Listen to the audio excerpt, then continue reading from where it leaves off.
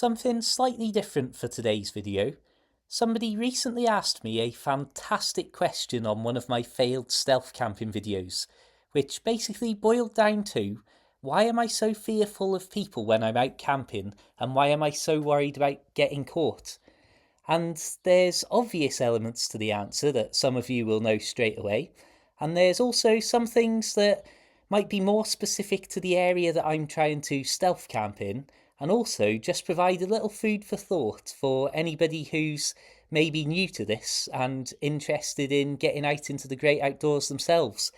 So, without further ado, the most obvious point blank part of the answer is that if a landowner spots you trying to have a few sneaky hours of sleep on their land, then they've got the right to move you along. And there are people who may have ideological issues with that and ideas about freedom to roam and so on. But to me, the issue is very simple. If somebody doesn't want me to be there, comes up and tells me that, whether they're friendly about it, whether they're aggressive about it, it really doesn't matter to me. I'm going to get gone as soon as I can, because I don't want to be either lying there asleep or trying to get to sleep, knowing that there is somebody who's spotted me and knows where I am, who doesn't want me to be there, and who at any moment throughout the night may come back, and may even come back not alone.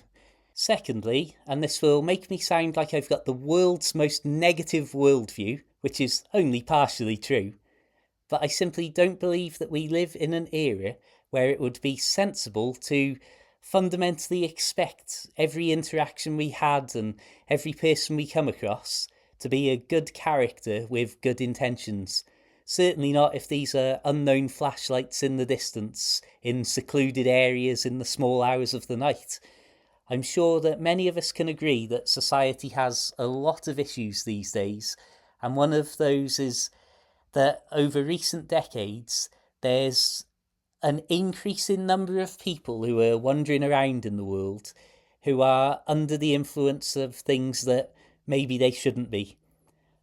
And so an activity like stealth camping normally takes place maybe on the outskirts of towns and villages and cities and closer to more populous areas than if you were doing proper mountainside wild camping, a good hike and a hard walk away from the general population. So, of course, it's far more likely that people who may have certain issues will be wandering around in these closer to home locations in the small hours. And so, just on the fundamental safety basis of you just don't know who's about and what they're up to, I would consider it vital to be as stealthy, hidden, and seen by as minimal number, preferably zero people, if possible. I'm going to talk a little more specifically and seriously now, and hopefully this will give you an insight into why I personally am so keen to disappear at the first sign of trouble sometimes. So, a lot of the areas that I have readily available to go stealth camping also happen to be in the same general region as some of the most deprived areas in Wales, according to government data. And as we know, that often goes hand in hand with exacerbated problems in certain parts. And so, if I tell you that I've walked around these lovely little rural villages and towns, and I've seen the vandalism, I've seen and heard general stupidity going on, I've heard on the grapevine about the trouble that's going on that might not be immediately visible to people passing through, you might still think, oh, he's overcautious, he's being a wimp, he's trying to big it up because he's just an idiot YouTuber. However, in the last couple of weeks, the police locally have released a statement saying they're launching an actual named operation to try and deal with a lot of the crime that is on the increase. And they're naming these really small villages that I like to go off on the outskirts of and disappear up into the hills and woodlands surrounding. And they're not just talking about broad, open-ended, undefined public order offences. They literally, in their statement, listed multiple types of crimes literally naming specifically threats and assault. And so maybe when the police are issuing statements like that, and I mean, I don't want to resort to hyperbole, but many people who are from the UK will know how difficult it is to actually get the police to come out and respond to a lot of stuff these days.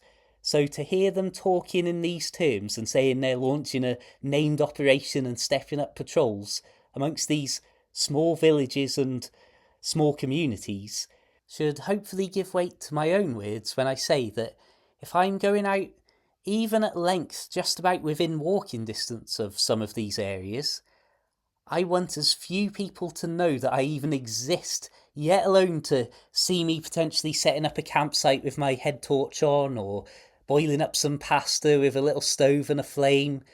I want to be invisible. I want to be unknown because, in return, anybody passing by with a torch or a lamp or a light shining in my direction is a completely unknown person to me.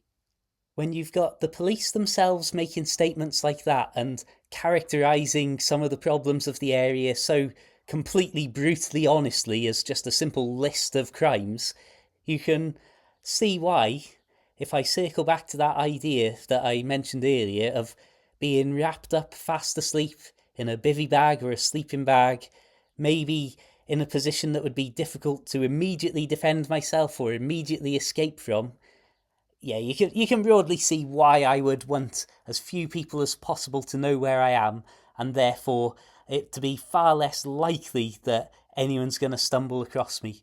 And although I'd say I'd be more concerned about being robbed than physically attacked myself, both would of course be a concern. And more to the point, if you woke up in the process of being robbed in a secluded area with somebody who may not have a clear mind as they are robbing you as an easy target, or maybe desperate for money for one reason or another, well, as I say, in that one-on-one, in the middle of the night, waking up, startled environment and scenario, you just don't know what's going to happen. So to be as invisible as possible will never ever not be a priority to me if I'm doing these stealth camps. Okay, so I am aware that there'll still be people watching this going, oh, this is all just convenient excuses he's making because he's too scared to sleep outside sometimes. And yes, I am too scared to sleep outside sometimes, so I go back to safety. And especially when there's torches and voices around me. So, just to give you some direct interactions with crime in these areas that passing through you might look at and go, wow, there's an aqueduct over there, there's a viaduct over there, this is amazing, this is like a fairy tale place. The first time I ever visited my girlfriend in one particular village, within a mile of the footage that you're seeing on the screen right now, the first time I ever visited after I'd bought a car, within no time, a gang of youths turned up and started trying to push my car down a hill. Unreal. So that's just a random bit of mischief, you might say. Okay then, when my girlfriend was moving house, we were loading up the car with her possessions, going from the house to the car that was parked well off the road on a driveway in the garden. And in the brief moments that there weren't at least one of us outside in the garden, the ultimate opportunist must have taken a matter of seconds to run into the garden, take a box out of the back of the car and run off with it. And those items were never ever seen since, missing for years. Okay, then that's just a random, another unfortunate incident. Okay, so the same time as the house move. We'd loaded the car up late on in the day because she'd been working in the daytime.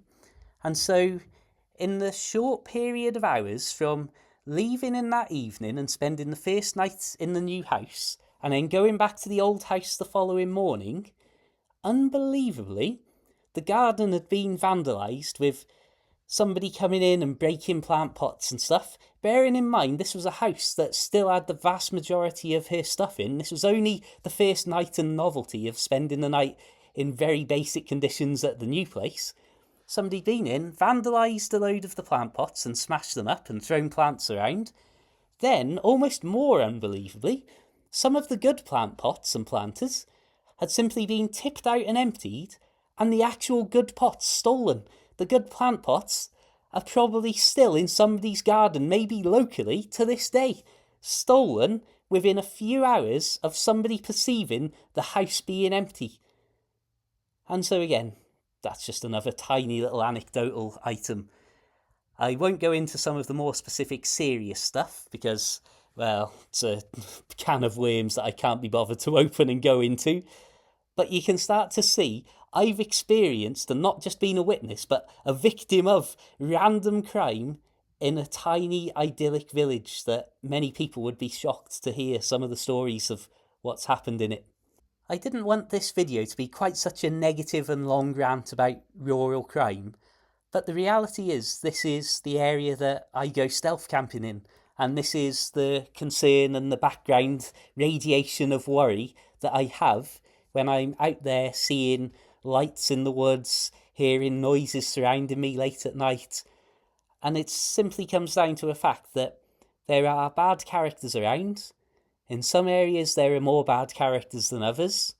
And unfortunately, if you see lights shining towards you at 1 in the morning and you're half asleep, in my opinion, it would only be the sensible decision to try and make a very rapid, very quiet escape. Sorry this has been such a depressing video, my friends. I promise you the next one that we do will be something good. A proper camp up a hillside or a mountain, or building shelters somewhere in the woods or something like that. Please do tune in, please do subscribe and not be too put off by this incredibly negative rant of a video. If you want to support me, please do consider becoming a channel member, a PayPal supporter, a Facebook subscriber, leaving a super thanks, or any of the other ways you can support this channel. Like some of my recent supporters, Art V, L Hughes, Steve B, John B, Melissa L, Sean B, BL Beach, Dawn H, A. Sanford, T. Seymour, David D, and Kaz G. Thank you very much, everybody. It means a huge amount to me and it really helps out. Until the next time, keep it interesting, keep it safety worthy, have a fantastic day, and of course, my friends, farewell.